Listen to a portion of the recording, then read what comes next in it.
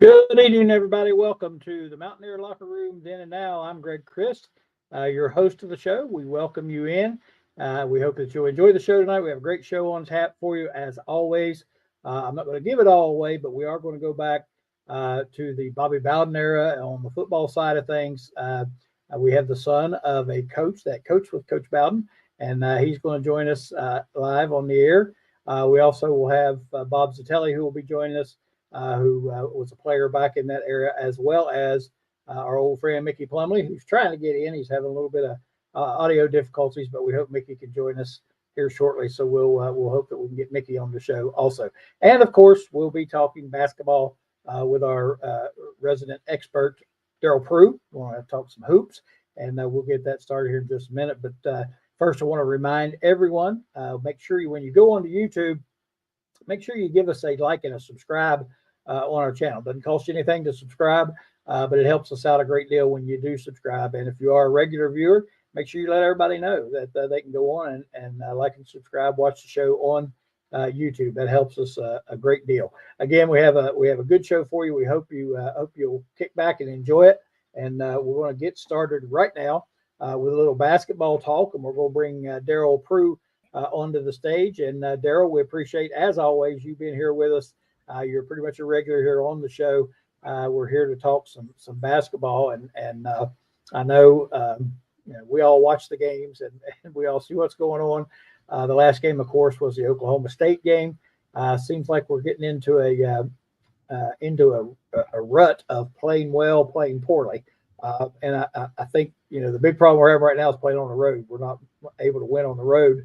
And, that showed up again this past week. And we had a real shot. I mean, we had a real chance. We were in the whole game and lost in the last 5 minutes, I guess. Went scoreless there for a long dry spell. Did us in. Close game, but a game we should have won. Yeah, it's the inconsistency of the whole thing, the whole program. Yep.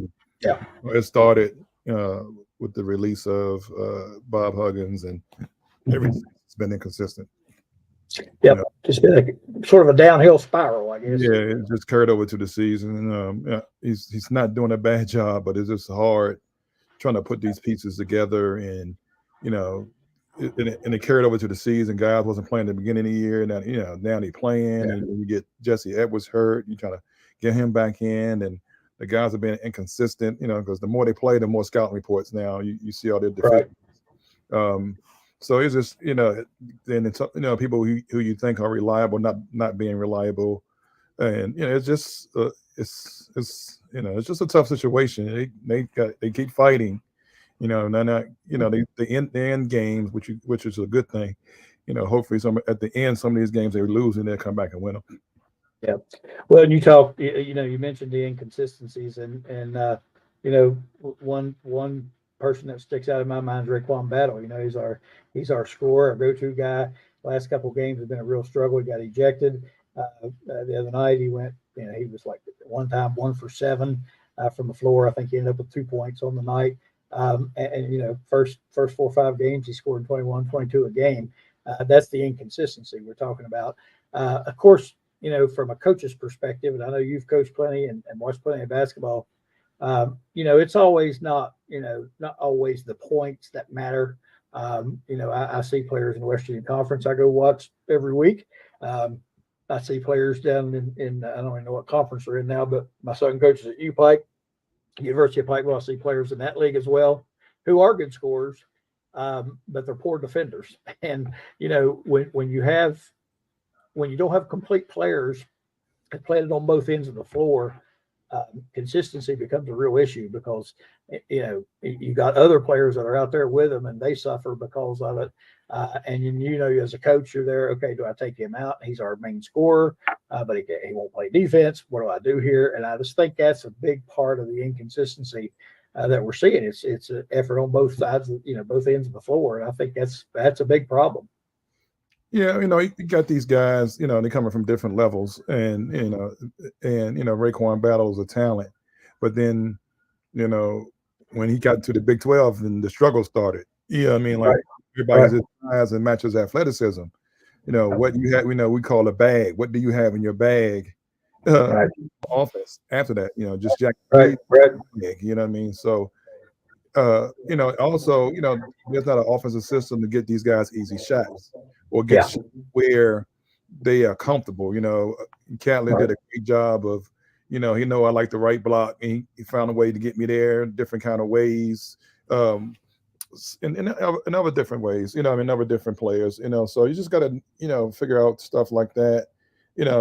It's tough when your guy who is frustrated about something gets thrown out the game. You can't do. Can't do that. And then are you frustrated because you 1 for 6 or 1 for 7? Because you think now you're getting NBA scouts looking at you because you're playing in the Big 12, or it's someone called me about him and NBA scouts this and that, but I don't think he's an NBA player. You know what I mean? Like, he has the ability, but it's something. There's always something not there.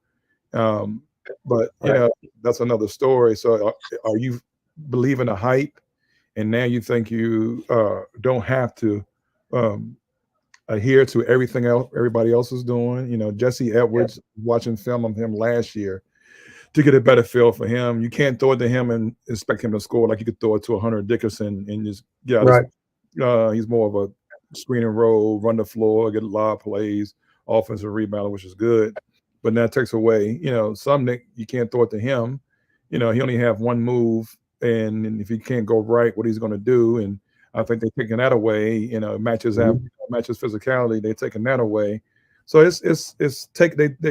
scouting report now has been shown. In the games you win, you get more scouting report stuff on people, especially when they play well. What they like to do. So now they're taking those things away, and sometimes coaches have to make it easier for them and get them in different spots and help them out, and instead of just create one-on-one stuff. Yeah, I think another thing. Going back to one thing before I forget, I want to mention this. You mentioned the offensive schemes and the sets that they run and that sort of thing. I think one of the big criticisms of Coach Huggins when he was there was the offense. The offensive sets we ran were, they were not very good. They could have been, I guess, but they just didn't stress certain things in them, screening, that sort of stuff. But I think that's one thing he struggled with, and I think Josh is struggling with the same thing. But I'll say this, one of the stats that stuck out to me from that game was the free throw shooting. I think Oklahoma State was like 22 or 26 or 25 or 29, somewhere in that range. We were, 9 for 12 or 8 for 12, something like that. And I thought, we shot 12 foul shots. That is an indicator to me that we're not taking the ball to the basket. We're not being aggressive with the basketball, and we're not getting to the line. And you don't when you're standing up there, jacking the threes, you don't get to the free throw line nearly as much. And that, to me, a lot of people complain about the officiating, but to me, that's what that tells you is when you see such a disparity in the free throws, it's because you're not attacking the rim. And I think with a team like ours, we got to attack the rim. We got to go and try to draw those fouls and draw people in. It helps your outside shooter so much when you do that as well, because if you start scoring that way, eventually the defense has to try to stop you. And when they try to stop you, then you should have open people to have step in threes. And we just don't seem to get those. We don't get very many of those. And you made a valid point. You made a valid point, because remember when we was winning, I said paint touches. Right. And the game before they beat Kansas, they shot 50-something threes and 28 of them. 50-something field goals, and 28 of them was threes. It's the same thing with this game. So you shoot, you get 56 field goals. 22 of them are threes.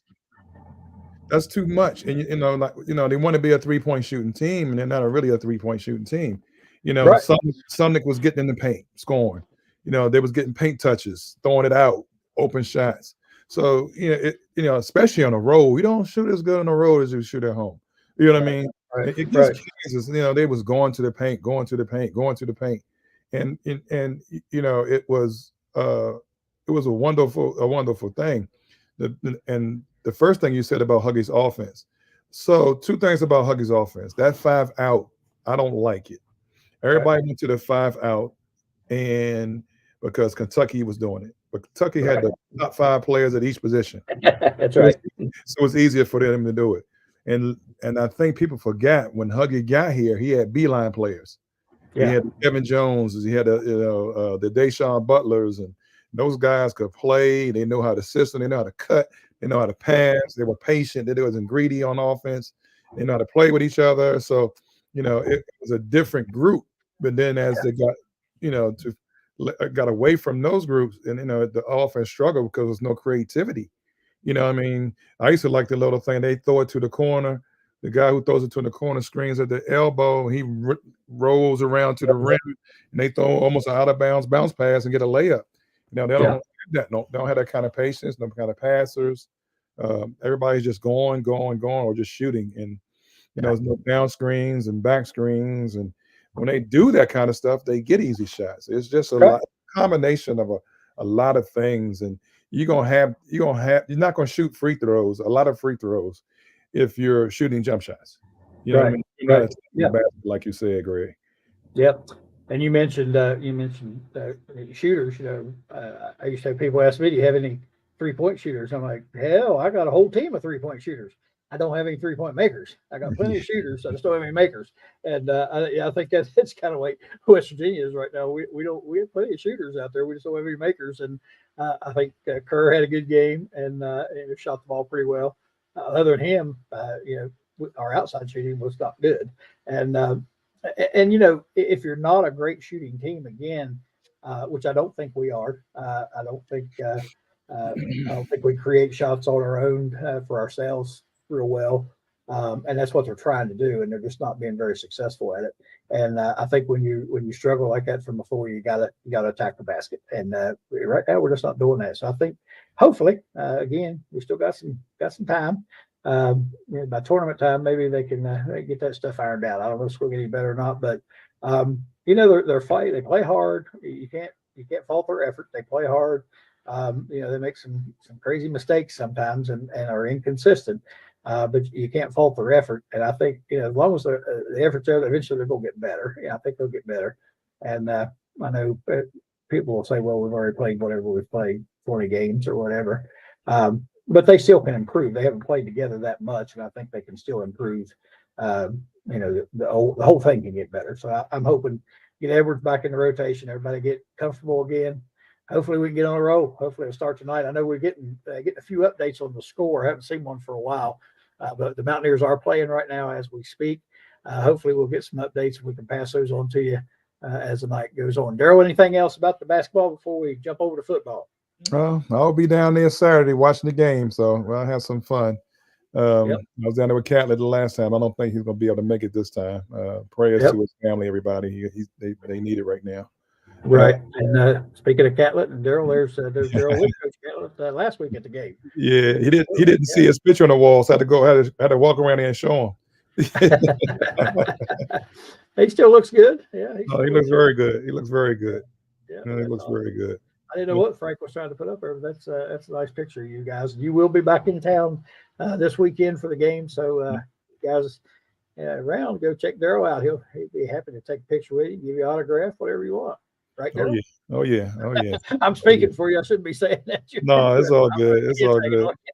It's all good. Make me feel important as an old man now. There you go. That's right. It's not over yet. I told Joe Missoula one time, he and I were talking, and I mentioned to him, I'm like, you know what? When they quit asking you for pictures and autographs, buddy, that means they forgot about you. I said, don't get upset when these people come around wanting autographs and pictures. I said, that's a pretty cool thing for a person like me to see nobody ask me for an autograph ever that I can recall. Unless it was the tickets I got, they had to sign off on them. But anyway, enough of that foolishness. And we wrap up our basketball talk with that, and we'll get ready to focus on some football. And what we're going to do here is we're going to bring Mr. Frank Fear onto the stage with us. Frank, if you want to jump in here and join us. Frank's going to introduce our football guests. He's going to give you the background of these folks, and then he's going to jump on with them, and they're going to talk a little football action. So, Frank, take it away, brother. Hey, thank you so much, Greg. And it's good to see everybody tonight. And there we go. One of the things we try to do on the show, and we hope we do it well, is not just talk about current affairs, but also talk about, given the subtitle of the show, Then and Now, is talk about the then. And there are some real giants. We know that in Mountaineer football history, basketball history too, of course. And sometimes we know their names really well, and other times we may not. And we're so pleased tonight. Let me bring in Tom Klausing right now, who is the son of Chuck Klausing. And you're going to learn a lot more about Chuck tonight through Tom. And we're very pleased, as Greg said, to have Bob Zitelli, who played at WVU with Coach Klausing. And he's on the phone with us, and he'll be talking in a few minutes. Tom, thank you so much for being with us. Hi, Frank. Good to be here. Happy to be a part of this. Great. Super. And I'm going to see if we can bring in Mickey has had some technology problems, but let's see if we can. Are those working out now? Well, I don't know. How do I sound, Frank? Okay, or you still have the reverberation? Well, I think it's okay because I was the one that was causing the reverberation, even though it was on your system. I think it's fine. Okay, wonderful. Very good. Hey, Tom, how you doing, Tom? We didn't get a chance to introduce ourselves to each other prior to the show. Sorry about that because of the technical difficulties. No problem. But I was just leaving WVU when your dad was, well, he'd been there a year or so by the time I graduated. But I certainly remember him well and the contributions that he made, not only at WVU, but the other parts of his career as he went on in that regard as well. Good to have you on here tonight to talk about him. And it was very meaningful for me just to be associated with him as well as Coach Bowden. I know your dad had a very close relationship with Coach Bowden, but those men really set the mark, set the standard for us to achieve to as we were young, impressionable men back in the 1960s. And I'll forever be grateful for, the example that they set for us and the mentoring they did for us as we were going through our early adulthood stages. Yep, no question about that. And, one of the things that Tommy and I have talked about is when you think about greatness, it's not just an internal thing, but it's also the external affirmation. And the amazing thing that Tom and I have talked about is that on that 1970 staff, Coach Klausing came to WVU from Indiana University of Pennsylvania, where he was the head coach. And on that 1970 staff, the first year for Bobby Bowden, there were three coaches on that staff who are now in the College Hall of Fame.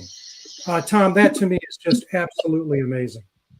Yes, I think you'd have to even question whether Alabama had three College Football Hall of Fame coaches on their staff at any one time. So I think that's a really remarkable thing that West Virginia was able to over that time frame of 1970 to 1975, have those three individuals, my dad, Coach Bowden, and Coach Zitelli, on the coaching staff. Yeah, and the amazing thing is that your dad went in first. You can see that graphic. Chuck went in 1998. And I'm going to show a graphic in a few seconds that we'll pause and talk about. I knew he was a great coach and had a terrific history. But when I put it all together, I was absolutely blown away. He still is an icon in Pennsylvania because of the impact he had, not only at Indiana University of Pennsylvania, but also at Carnegie Mellon later. And in fact, Bob Zitelli will talk about his son playing at Carnegie Mellon, not for Chuck Klausing. But the fact of the matter is he had an incredible career, and he went in before Bobby Bowden, who went in 10 years later, and then finally Frank Zitelli. And it's just amazing. And here's the graphic that I was talking about.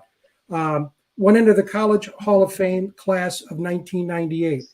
He started his collegiate career at Penn State and then finished up at Slippery Rock, legendary Slippery Rock.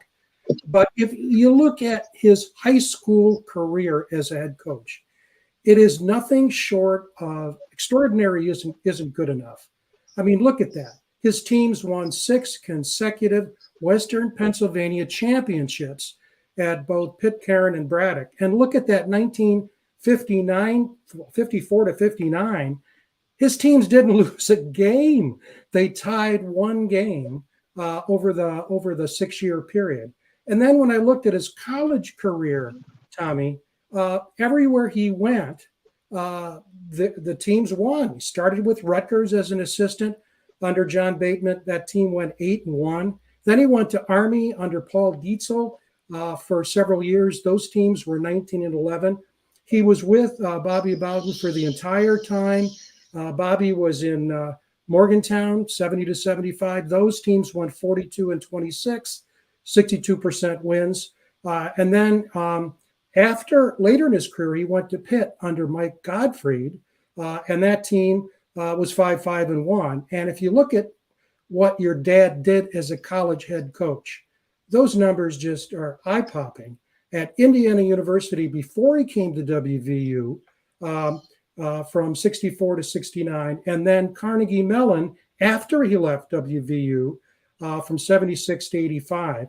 And you can see he won 124 games as a head coach, 25 losses, 2 ties, 82% wins, played in the NCAA playoffs 4 times, made the championship semifinals twice, and made 1 bowl appearance, and was named College Coach of the Year twice in 79 and 83. And he played a variety of roles at West Virginia. He was assistant head coach the entire time. Then he became defensive coordinator the last several years, but he was also special teams coach. He was defensive ends coach. I mean, it took me 7 minutes, I think, to say all of that, Tom. Talk about your dad and the incredible career that he had. Well, a couple of things that come to mind when you went over that. The West Point days, back then in the early 1960s, the West Point job was a really, really significant job in the coaching world. Vince Lombardi had been coach at West Point in the 1950s before he went on to be the coordinator at the New York Giants, and then went on to the Green Bay Packers. Everyone wanted to coach at West Point. Unfortunately, in our 3 years there, Dad lost the Navy 3 times, and everything comes down to playing Army Navy, as you can imagine. But we did beat Penn State each of those 3 years, so I like to point that out. And then you mentioned Dad's overall record as a college head coach. He retired as the 19th winningest coach based on winning percentage in NCAA history. And individuals around 2021 were names like Bob Devaney at Nebraska, Barry Switzer at Oklahoma, and the likes of that. So he's still around in the top 25 because other coaches have come on. And this is all divisions 1, 2, and 3 right now. But to still have him ranked that high among the history of all college coaches, we're very proud of. And I speak on behalf of just not myself, but my oldest sister, Patty, and older sister, Mary Lou. Mary Lou attended WVU and graduated. My younger sisters, Nancy and Kathy, also attended West Virginia. So we're very proud of my dad's accomplishments. Yeah. You know, Tom and I have been exchanging stories. And I've been taking them from Mickey. You'll be interested in this one, I think, in particular. Evidently, Bobby Bowden and your dad got familiar together by going to conferences, football conferences. And somehow they struck this deal. The first part of the deal became reality. The second part of the deal didn't become reality for an obvious reason. But tell that story about how Chuck came to work under Bobby, because Bobby wanted him badly when he was named head coach. Well, yes. So coaches love to attend clinics and conventions and get to know each other, exchange ideas and the like. And Dad and Coach Bowden got to know each other. My dad being from Western Pennsylvania, Coach Bowden from Alabama. they got to know each other through these conventions, these clinics, and they promised each other whoever got the first head coaching job, he would hire the other one as his assistant head coach for $1 less.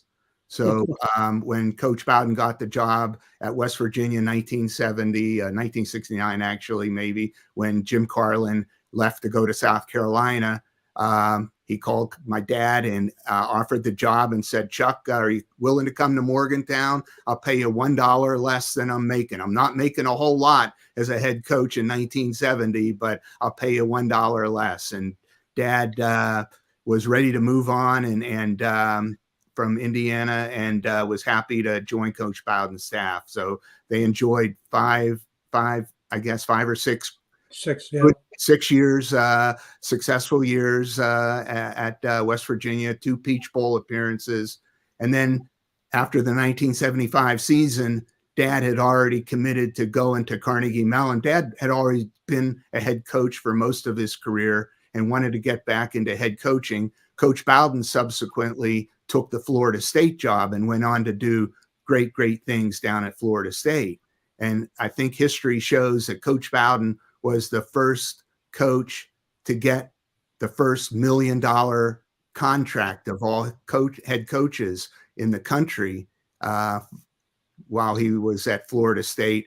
And my dad picked up the phone and called him up and said, Bobby, I'm ready to join you for $1 less. And they had a good laugh about that. Mickey, do you have questions you want to ask? And then we'll bring Bob Zitelli in to talk about his experience with Coach Klausing as a player. You had graduated, Mickey, but I'm sure you have questions for Tommy. I had, when he came in as a defensive coordinator his first year, right? He was in charge totally of the defense, or was he assistant head coach? He was assistant head coach. He was the recruiting coordinator throughout his time there, and he was a special teams coach. I think Hayden Buckley was the defensive coordinator, Frank Signetti, the offensive coordinator, and then Hayden Buckley left around the 1973 or so season, and Coach Bowden asked my dad to take over the defense at that time. So then my dad was the defensive coordinator in 74, 75, maybe 73 through 75. You know, at that point in time, WVU was recruiting a number of young men out of the Big 33 Western Pennsylvania Athletic Conference, as well as high school athletes from West Virginia. And I would imagine your dad had quite a bit of knowledge of the talent that was available in that area when he came to WVU, which contributed even more to, I mean, Bob Zitelli came out of that geography as well. And those were some of the best players, even in my day when I was there, some of the most competitive, talented players that you'll find anywhere in the nation. So he had to do really well at recruiting coming right out of that backyard, I would think, huh? Correct. He had been the head coach at Indiana of Pennsylvania, and so he got to know the high school coaches in Western Pennsylvania at the time. And so I think that's why Coach Bowden saw him as an attractive hire, is based on his relationships that he had with the high school coaches in Western Pennsylvania. And, I think West Virginia did fairly well recruiting Western Pennsylvania at the time, which was really important to be competitive with the Pitts and the Penn States. Yeah, that Big 33 Western Pennsylvania High School Athletic Conference must have been something. There were some really great athletes. Mike Sherwood came out of that in the high school he went to, McKees Rocks, right? Did Sherwood go? No. Was it McKees Rocks that Sherwood went to? Went to the same high school I know that Joe Namath went to. Yeah, he went to Joe Namath went to Beaver Falls. Yes. Yeah, so did Mike Sherwood. Yeah. Bel Air. Yeah, Ohio. He was on the other side of the river, but essentially in the same recruiting area. I mean, right. Eastern Ohio, Western Pennsylvania, just terrific. One name from the 70 to 75 in Western Pennsylvania that I'm thinking about is Chuck Smith. He was a defensive tackle. Went to Ringgold High School, if I remember correctly, and his quarterback on his team was a quarterback that went on to play for the San Francisco 49ers by the name of Joe Montana.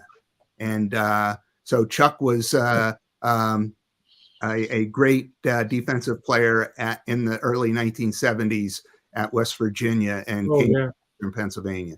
Absolutely. Hey, Mickey and Tommy, we've got Bob. Are you there? You've been listening, I hope. Yeah, I'm right here. I'm listening to the conversation, and my mind's going a mile a minute. Yeah. Can you guys hear Bobby? Okay. Sure. Can you hear him? Okay. Good. Okay, Yeah. Bob. Why don't you introduce yourself, and then if you could talk about your experiences, not only with Coach Klausing when he was at WVU, but he's still an icon in Western Pennsylvania, and Bob Zitelli still lives there, and so and had a son who played at Carnegie Mellon. So, Bob, the floor is yours. Okay, Tom, I want to ask you, where are you living right now? I currently live in the Washington, D.C. area in North Potomac, Maryland. After I graduated from West Virginia and Carnegie Mellon, I have worked in the federal government most of my career and now work for one of the largest school districts in the country in suburban Maryland. Well, first of all, I wanted to say something directly to you. Your father had a great impact on so many, not only players, but students of his for such a long period of time. And I was thinking of what I wanted to convey to you. And, I was born and raised in McKees Rocks, and I still live in McKees Rocks. But I want to convey to you that one of the greatest legacies is how highly regarded by players your father was long after our careers are over, as well as your father's. What we learned from Coach, and there's also Coach Bowden and a few others, has remained in us all these years. I'll be 75 in March. But the things that we learned were carried on to our children and grandchildren. So the impact, yes, is true. It goes far beyond the gridiron. Your father was a well-respected man. We loved him. We had special teams. Your dad kind of helped Coach Bowden with special teams. He was very demanding, but the one thing we always remember was when things got a little testy, he always said, "Take a knee. I got a story to tell you." And one of the stories he told us, we had a punter. It was a great punter, Thad Cucciarelli, and Thad was really getting the ball up and far, and we were covering well. And he told us the story. He said, "I actually saw the longest punt in football history." I know the story. Yeah. Go ahead, Bob. Yeah. So he said, "I saw the longest punt in football history." You know the area, Pitcairn and Wilmerding in that area, the football fields in Western Pennsylvania. Probably 9 out of the 10 fields are right next to the low ground by the railroad tracks. The mills were going hot and heavy, and everybody Friday nights came on, the lights roaring all over Western PA. And they all said, "Well, how far did the ball go, Coach?" And he says, "Well, the young man punted the ball, and it ended up in the back of the hopper car on the railroad tracks. The train was on its way to Altoona." So, we all got a charge out of that, especially me growing up in McKees Rocks. I said I'm familiar with the territory. But he was a mentor to us, and treated us as young men should be. I had great respect for him. I know his record as a coach here. A lot of the young coaches coming in. I think your dad might have been in his late 20s when he started at Pitcairn. And, what a remarkable career he had on a high school level. You know, I got another story. You probably never heard this one, and I'm not going to mention which one of your sisters. Okay. I had the opportunity to date one of your sisters, and be careful, Bob. They're all watching right now.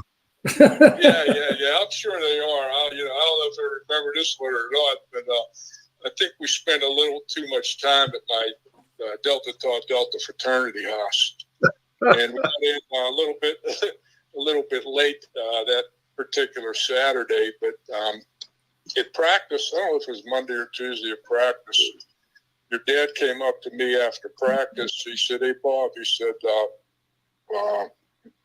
"I need to have a talk with you." I said, "Oh, yeah, Coach, what is it?" He said, "Look, my daughter has a curfew just like you do."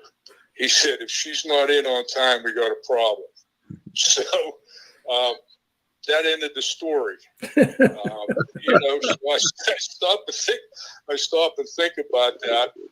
And, the main thing was that he talked to you like a man. There was no fooling around. He was to the point. You knew exactly where you stood in his eyes, and not to disrespect anyone, of his stature. I know that when he left Pitt and West Virginia and went to Carnegie Mellon, I had a younger son, Nick, who played at Purdue, and after a year, he transferred back to Carnegie Mellon and played for Rich Lackner there. And I was we went to one of the homecoming games. My son Nick played linebacker for Rich. And family, we went up to one of the games. So I'm going into Gessling Stadium there, and I'm usually sat up by the press box on that top row there where we could get a good vantage point. And lo and behold, I see your father sitting there. And I said, "Coach," I said, "Bob Zitelli from West Virginia." He said, "I was reading the program and I saw that last name on there and watched the warm-ups." And he said, "Your kid moves a lot faster than you did." So we had a good Chuck. We had a good day. We sat together, talked about the ball game, and talked about our days together. And I often think about him often because of certain situations you run into, and how they react. And he had spoke to us often about life's lessons. And one particular quote I remember from your father telling us that when you're in doubt, always do the right thing. So that never left me. He was a great person. He ran his practices great, kept tabs on us, academically, to make sure that we, kept our nose to the grindstone and doing what we were supposed to do. I know he was a military veteran, second lieutenant, serving in a Pacific theater during World War II. And he commanded great respect from us because he was such a great man, far and beyond coaching, Tom. We loved your father as well as Coach Bowden because of what they taught us to carry through the rest of our lives. How are your sisters doing? They're all doing well. One lives in Indiana, Pennsylvania. Another lives in Florida, but she's moving to Myrtle Beach. And then the third lives in the Myrtle Beach area as well. So two of the three are down south. Bob, a couple things you mentioned. One was Dad starting his career at Pitcairn High School. Pitcairn's a really tiny little town, coal town. They're nicknamed the Railroaders. As you pointed out, the railroad car going by, the football field, bleachers on only one side, the railroad tracks. And so the Railroaders, the workers at the railroad would come watch the games on the other side of the field between the field and the tracks. Dad went there coming out of college as a first-year coach. So he was like 21, 22 years old at the time. The head coach decides to go somewhere else. I think Dad was the only other coach. So he was thrust into head coaching at the age of either 21 or 22. And I think his military background, as you pointed out, he was a second lieutenant in the Marine Corps in World War II. And I think that helped him prepare himself to be a successful football coach. And I think the rigors of being a Marine led well into his coaching. Oh, well, without a doubt. Without a doubt. You know, your dad was firm but fair. You know, we spent we got a dose of it actually twice there in Morgantown. We had another coach who was ex-Marine guy, Coach Tippett. So, you know, that's just the way it was. You know, I got there in 66. I left there in 72 after student teaching. And, but, you know, those things, those carryovers are so important today.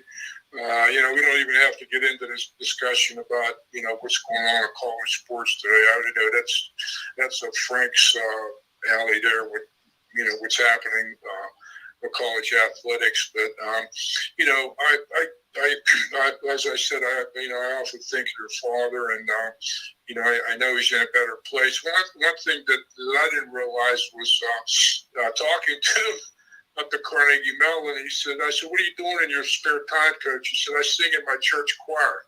So I didn't know that, and I said, "Well, what a great thing for him to do at his age." And I also, he told me, I didn't know this either, that I know after he finished his coaching, I want to say it was in the 90s or so, he coached the school for the deaf. I don't know if it was around Pittsburgh or it was elsewhere, but I think he coached for a while. I can't remember the name of the academy or the school. Right.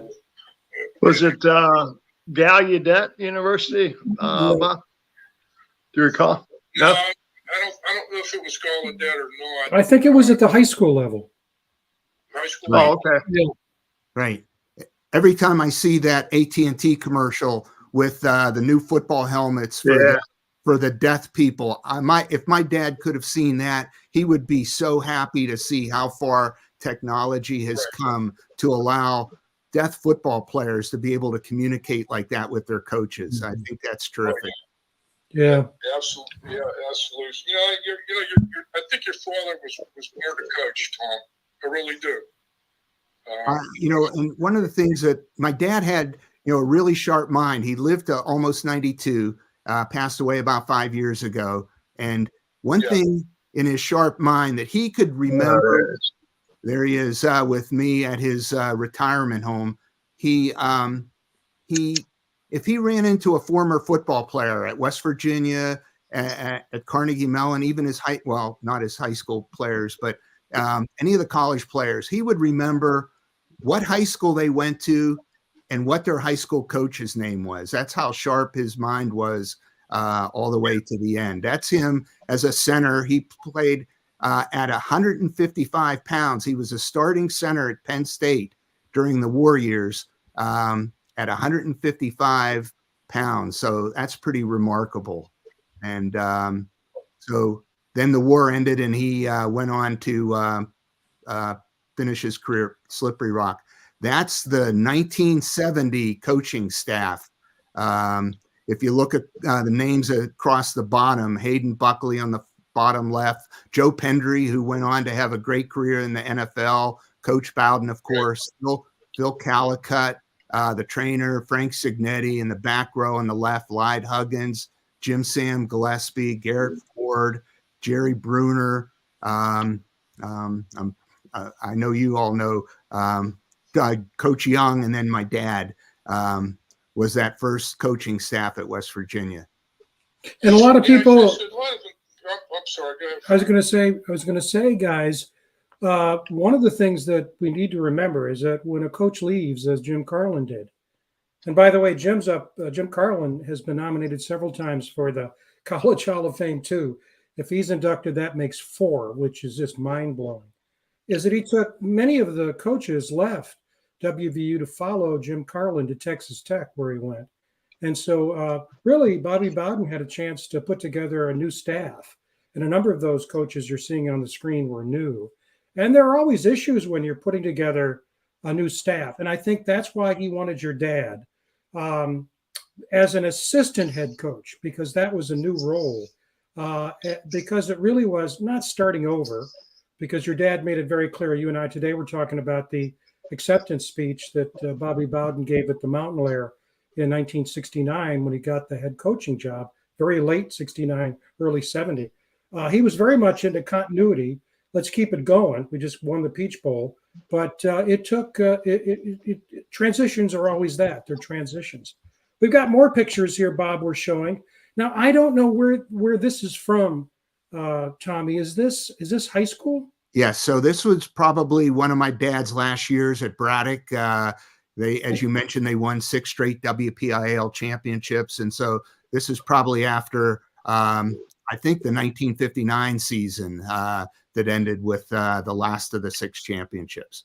Dad has a ND hat on, and he was not a Notre Dame fan per se, but someone had given that hat to him to wear because the ND stood for no defeats. And so basically that was his, That's great. record at Braddock. Here he is, like I said earlier, that he had been a defensive coach at West Point under a couple coaches. One was Paul Dietzel, who had coached LSU to the national championship in, I believe, 1959 or so, and came to coach at West Point. And so my dad was at West Point with Coach Dietzel. And again, I'm proud to say we beat Penn State 3 years in a row. One of the few teams in WVU's history, the only team that can probably say that, Tom, huh? Right. Winning 3 in a row. You know, you mentioned Paul Dietzel there. Just a little coincidence here. When your dad was coaching under him at West Point, he went on. When we played South Carolina in the Peach Bowl in 1969, Paul Dietzel was their head coach. Right. It's a small world, isn't it? Georgia Tech. Yeah. So here's a picture from the sidelines in 1975. I know that's Coach George Henshaw with the sunglasses just behind my dad, and Mike Working, I think, with the nice mustache and the sunglasses on the right. So I'm not sure what game that was, but I think I sent you a few pictures from the WVU sidelines. And here's another one with George. There's George Henshaw. That's him again too. I can just imagine what my dad is doing or saying right there. Dad used that picture on the cover of one of the 2 books that were written about him. And that book is titled Never Lost a Game, Time Just Ran Out. I love this picture right here. So there's a little story behind this. I think this is 1956 in our living room.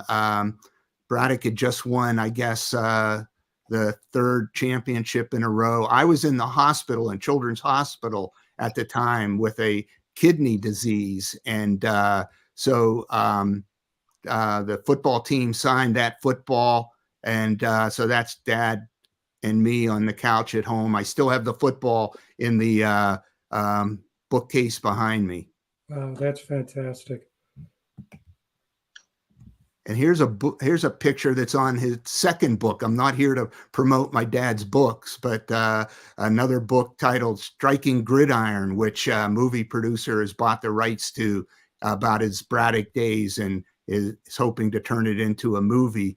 It's a picture of a couple Braddock players. The one on the left is Joe Reeves. And Dad, I'd always ask Dad, who is the best player you ever coached as a head coach? And so that would be the Braddock, IUP, and the Carnegie Mellon days in Pitcairn. Well, Dad would say it's really tough to choose. It's hard to choose, like Sophie's Choice, who's the best. But he would say Joe Reeves, that's on the left. He was a running back. And then the other player in the middle, I think, is Johnny Morenzi. And so that was his backfield at Braddock at the time. And then here's a picture of his last Braddock team, 1959. And a couple of those players got college scholarships. The quarterback, number 19 in the middle, John Jacobs. In the back row was a freshman or sophomore, Kenny Reeves, who went on to play for the Atlanta Falcons. But this was the last of the 6 undefeated teams, and for which the movie is being written about.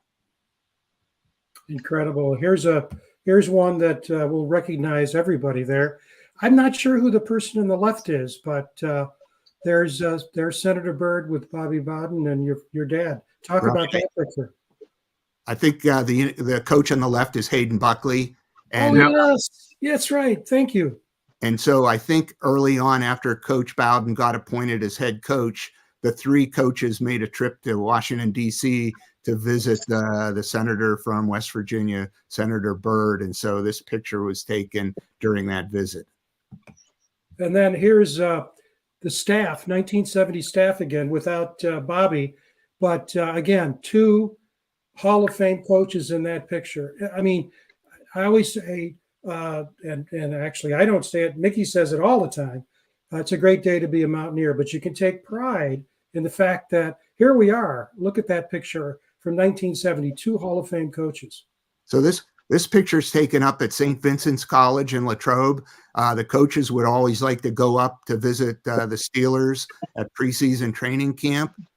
There's an NFL Hall of Famer in that picture, believe it or not. And that individual's on the right. His name is Bill Nunn, who was a player personnel specialist in the Steeler front office. And he's now in the NFL Hall of Fame. He went in a couple years ago. And then the other fella, the individual on the far left, is Dick Hale. His son was the Steelers offensive coordinator a few years ago.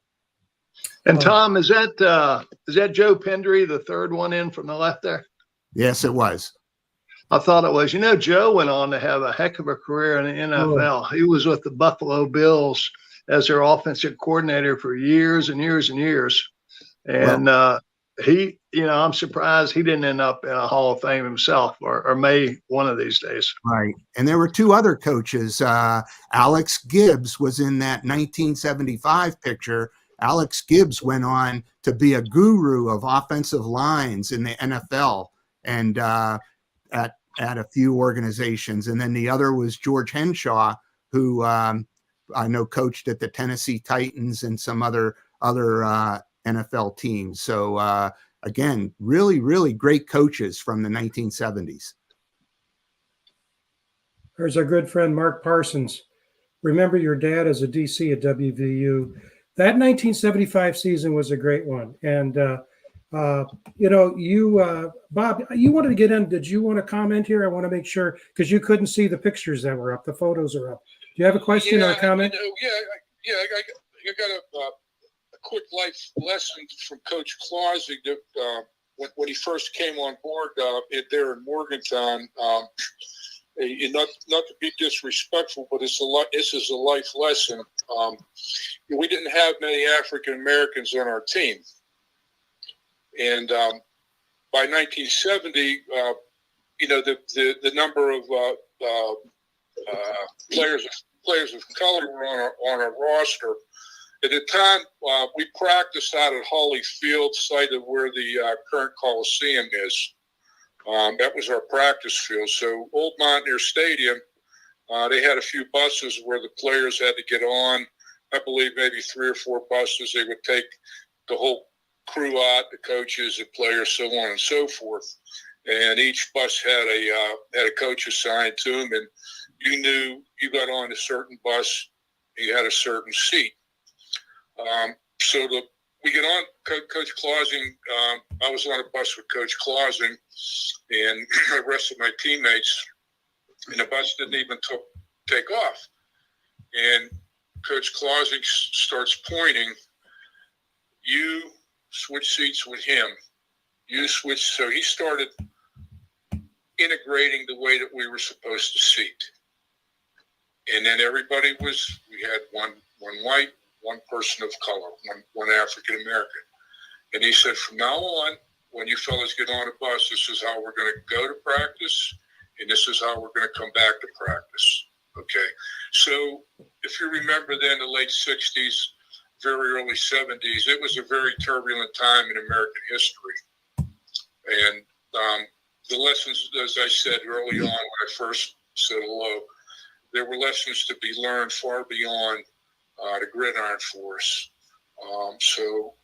You know, being born and raised in the Keys Rocks, I wasn't growing up in an atmosphere where color played a role in the way that we went to school together, socialized with one another, and your father kind of reinforced that, not only for me, but probably for the 60 or 70 other guys that we were all playing ball together. Played a huge impact in us coming together as a team. I'm sure Mickey will allude to that as well. And that's something that we all had to work with, because we were all from different places of the country. We had different customs, different traditions, that these coaches were able to bring it all together, so to speak. And that was a life lesson, Tom, you know, for all of us. So, you know, I just wanted to pass that on to you, my friend. Before maybe Mickey, you speak, could I mention that when my dad was at Pitcairn and looking for that next head coaching job, he knew a couple towns over, the Braddock community was looking for a football coach. He thought Braddock was a sleeping giant in terms of high school athletics. And so he went to Braddock and he looked at the team from the previous year, and it's like mostly all white, but the student body is 50% white, 50% black. And he asked the black players, why don't you go out for football? We could really use you. And one of the players said, oh, we don't go out because we would get hazed. And my dad then pulled those white kids together and said, there'll be no hazing while I'm the head coach here at this high school. And if you go back and look at that picture again from the 1959 team, where the team my dad inherited in 54 was mostly all white, it was half white and half black in 1959, representing the student body. Yeah. You know, one of the things that really comes home to me, and it's the reason we wanted to feature you, Tommy, and your dad in this program, is everything we talked about tonight is exactly what collegiate athletics, intercollegiate athletics was designed to be way back at the time when they were introduced in higher education in the 19th century. We've gotten away from that. But these are, you know, your dad was the kind of person, and I know that we're going to bring Greg on here to be involved in the conversation. Everything that you know, we want coaches to be if we have sons or daughters who are playing for coaches. And it's just, and I see Kathy Fair just said, yeah, wow, amazing. Because we can go back, we have to go back to those days. We can't have this cheating and other kinds of things that are going on, and the incredible focus on money. And what tonight, what it does for me is just emphasizes just so emphatically what college football and college sports are supposed to be. And I know you as a coach, Greg, this is the kind of person you were when you coached. And so to me, it's just incredible. And we're going to do this again next week and when we continue this series. But your thoughts, Greg, in terms of what you've heard. Well, I know when you hear these stories, you hear them talk about these fellows. That's one of the joys that all this has brought me in getting to know you, Frank, and Mickey, and Bob, and all these other guys, Charlie Fisher, and on and on and on. Is the stories you hear, you realize what kind of folks these people were, and it's just amazing. And those stories are so interesting to hear. But you see that they are people, and that their heart. They have heart, and they have compassion, and they have morality, and all those things. And that's what makes it so much fun to interact like this, getting to meet Tom and hearing these stories about his father. Just amazing. And, I'm not going to lie. Of course, I'm not near as old as you guys are. I'll get this.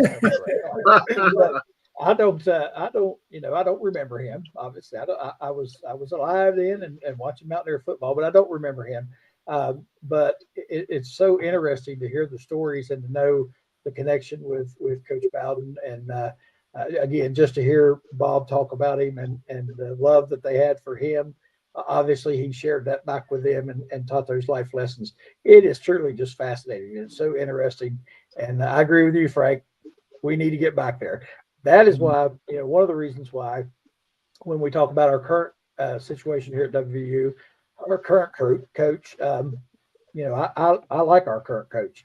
And one of the reasons I like him is he's a good person, and you can tell that. And, I think that's, we need to get back to that. And I think a lot of places don't have that now.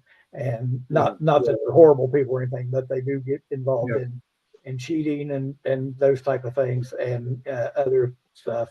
And you don't hear that here. And I think because of what the foundation was built upon back in the 60s and the 70s, that's why we're like we are today. You don't hear about WVU going on probation and getting penalized by the NCAA and all these types of things. And I think a lot could be said for those guys that came before the ones we had now. That's where the foundation was laid. And I appreciate being able to listen to all this. We have maybe a few more stories before we wrap it up here, Greg.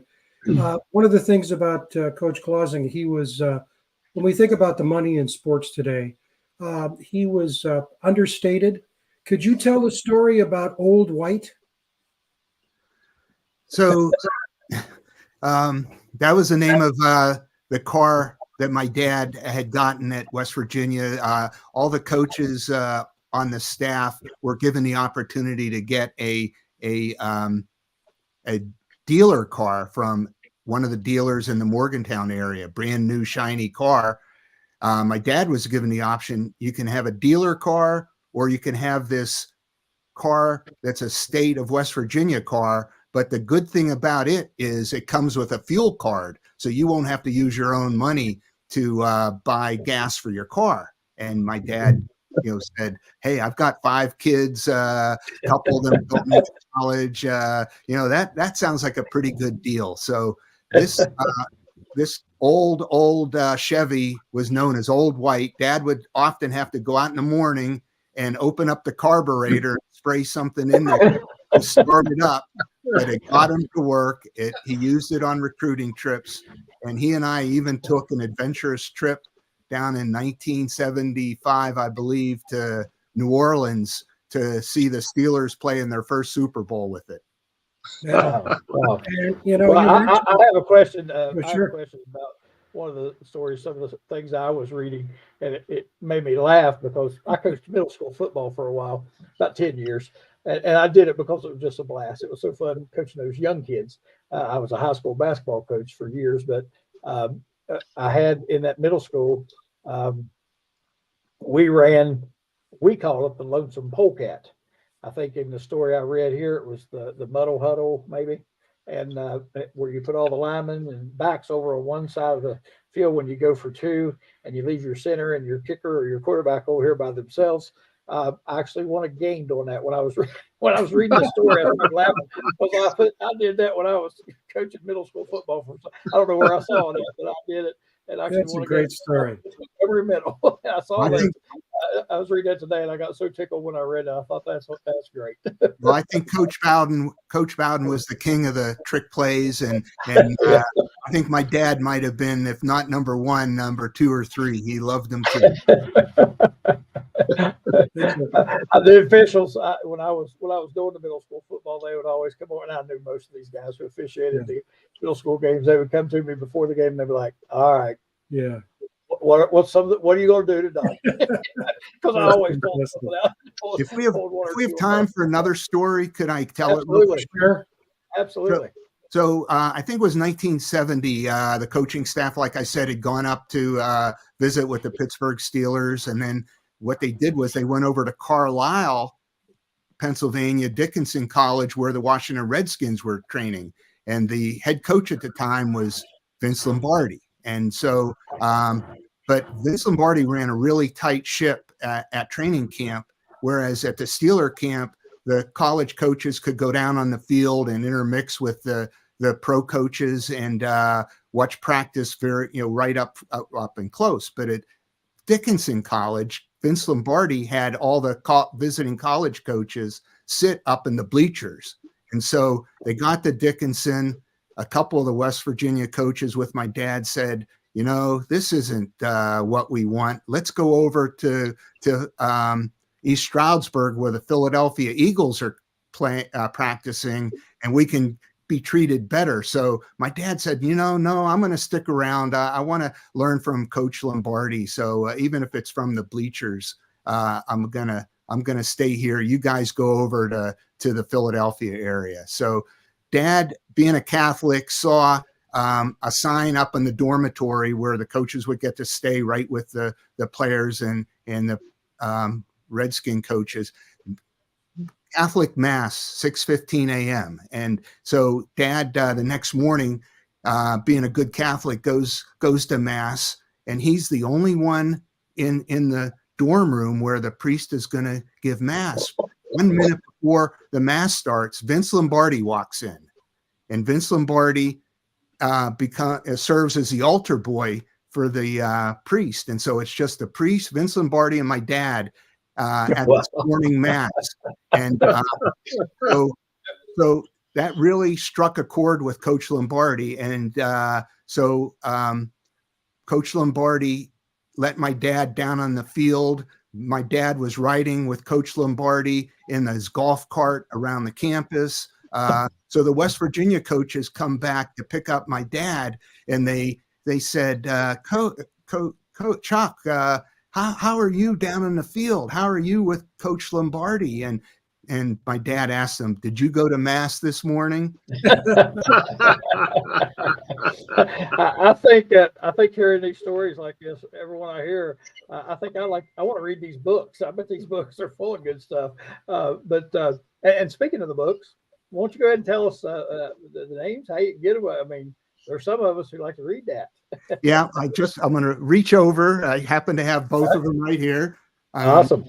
Like I said, this one has him on the West Virginia sidelines. We saw that picture earlier. And this is really a book about all his time, including time at the high school and college, and then certainly West Virginia. And then this is the book, Striking Gridiron, that is written about his 1959 Braddock team that a movie producer bought the rights to, and hopefully is going to make a movie.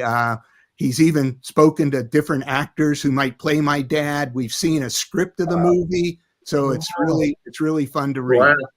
Great. Wow, that's awesome. That's fantastic. That's So listen, before we sign off for the night, Frank, I'll give you one last word, and then we'll pass it on to Mickey. And then before we go, let Tom speak one more time before we get off, before we run out of time. So go ahead, Frank. Let me forfeit my time. Bob, before you leave us, any final comments you want to make? No, it's always a pleasure. I appreciate you inviting me in on a conversation. Certainly very interesting, and I thoroughly enjoyed having an opportunity to talk with Tom. Please give my best to your family, Tom. I wish you well. And Greg, thank you very much. Thank you, Frank, and my brother Mickey Plumley. Take care of yourself, my brother, and let's go Mountaineer Nation. Always well. Take care, my friends. I'm going to sign off, Frank. My granddaughter's basketball game out in Sacramento, California is going to be streamed here at 8:30. Wow. There you go. All right, Bob. Put the jumper cables on and tune in to the Italian. There you go. She gets a couple. Yeah. Every time she hits a three-pointer, it costs me a $10 bill. What can I say? Thank you for being here, Bob. You take care, I'm buddy. going to sign off, fellas. Take care. God bless. Thank you. Thank you, Bob. Mickey, anything you'd like to wrap up with? Well, just really appreciate you coming on with us tonight, Tom, and talking about your dad. Some great stories. a lot of similarities. If you've ever seen the movie Remember the Titans, you know, when I think about your dad, I think about that movie, and I think about that era that we all played in, and you know, very appropriate discussion. I think about, you know, the times of integration, particularly appropriate with Black History Month starting tomorrow on February the 1st, that we'd be discussing topics like this. You know, tonight it was a time of upheaval and a time of a lot of stress in the world, but you know, when you look at college football and high school football, it's, as you said, Greg, it's a microcosm of the entire world, and it's a shining example of how much better the world could do if things were approached the way that our coaches had us approach lives at a very young age. I'll just finish with, I had the basketball score pegged here while we were talking, Greg, and the Mountaineers are up 35-32 with a little under 16 minutes to go. So let's hope they hold on here in the second half. Don't ever forget, it's a great day to be a Mountaineer, no matter where you may be. Absolutely. Yep. Mountaineers were down at halftime, but they are up now 35-32. So again, Tom, we can't tell you how much we appreciate it and how much we enjoyed the stories about your father. Fascinating and interesting. Just great stuff to hear. We really do appreciate you coming on and spending some time with us. It was my pleasure. I'm going to be a frequent watcher on your shows ahead. Well, you may end up being a frequent guest, so be careful. Because we do like to call people back, especially when we feel like we don't have enough time. We'll get you back on here. Maybe we can get some other players and some more insights into it. That'd be a lot of fun. So again, thank you so much. Love to do it, and I've got a few names I could offer to you down the road that might be of interest to you. Absolutely. Again, thank you so much. We really do appreciate it. Very interesting tonight. I want to mention real quick, we've already got our show set up for next week, so we'll go ahead and tell you about that. We're kind of going to keep in the same frame. Molly Ann Carlen Elliott will be here with us. That, of course, is Jim Carlen's daughter. Jim Carlen, of course, who spent some time at WVU, will be with us. And Ken Juskowicz, who was a place kicker who played for Carlen and was a good friend of the family's up until Jim Carlen passed. We'll have Ken on as well to talk about those days, the thens, and we look forward to that. So we hope everybody will join us. Frank, any last thoughts before we sign off? No, you did, as always, a terrific job. Appreciate it, and thanks to fans for watching. All right, good deal. Mickey? That's it. Good night, everybody. All right. Thanks, everybody, for tuning in. Again, give us a like and subscribe on YouTube. We hope you enjoyed the show tonight, and we look forward to coming to you again next Wednesday with another great one on the Mountaineer Locker Room Then and Now. Good night, everybody. Good night. Thanks, Rick.